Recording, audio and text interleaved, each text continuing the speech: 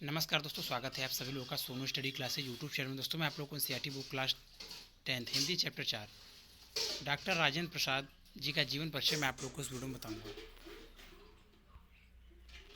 Doctor Rajendra प्रसाद के जीवन परिचय एवं रचनाओं पर प्रकाश डालिए, या डॉक्टर राजेंद्र प्रसाद के व्यक्तित्व एवं कृतित्व पर प्रकाश डालिए, या डॉक्टर राजेंद्र प्रसाद का जीवन परिचय दीजिए तथा उनकी रचनाओं के नाम लिखिए।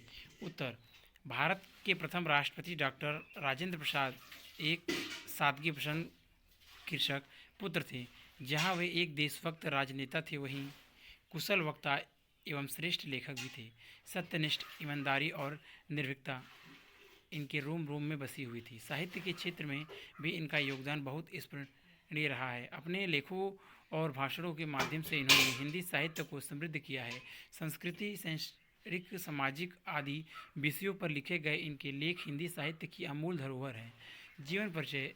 देश रत्न डॉक्टर राजेंद्र प्रसाद का जन्म सन 1884 ईस्वी में बिहार राज्य के छपरा जिले के जीरादेई नामक ग्राम में हुआ था। इनके पिता का नाम महादेव सहाय था। इनका परिवार गांव के संपन्न और प्रतिष्ठित कृषक परिवारों में से था। इन्होंने कलकत्ता कलकत्ता विश्वविद्यालय से MA,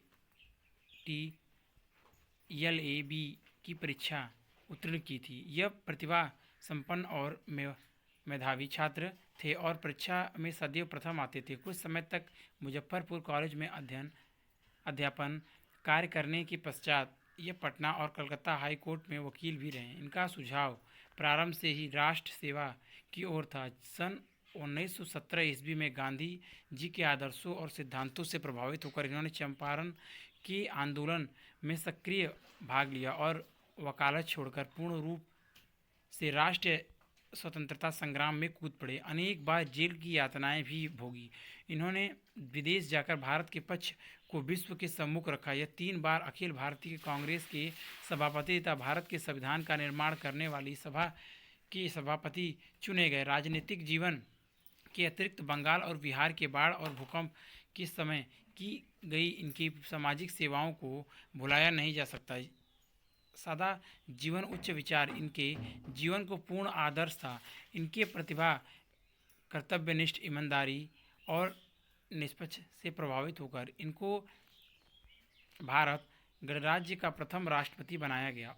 इस पद को यह सन 1952 से सन 1962 ईस्वी तक सुशोभित करते रहे। भारत सरकार ने इनकी महानताओं के सम्मान स्वरूप देश की सर्वोच्च उपाधि भारत रत्न से सन 1962 ईस्वी में इनको अलंकृत किया। जीवन भर राष्ट्र की निस्वार्थ सेवा करते हुए यह 28 फरवरी 1963 ईस्वी को दिवंगत हो गए। रचनाएं। राजेंद्र बाबू की प्रमुख रचनाओं का विवरण निम्नवत है। नंबर 1, चंपारण में महात्मा गांधी। इनमें किसानों के शोषण और अंग्रेजों के विरुद्ध गांधी जी के आंदोलन का बड़ा मार्मिक वर्णन है। बाबू के कदमों में इनमें महात्मा गांधी के प्रति श्रद्धा भावना व्यक्त की गई है।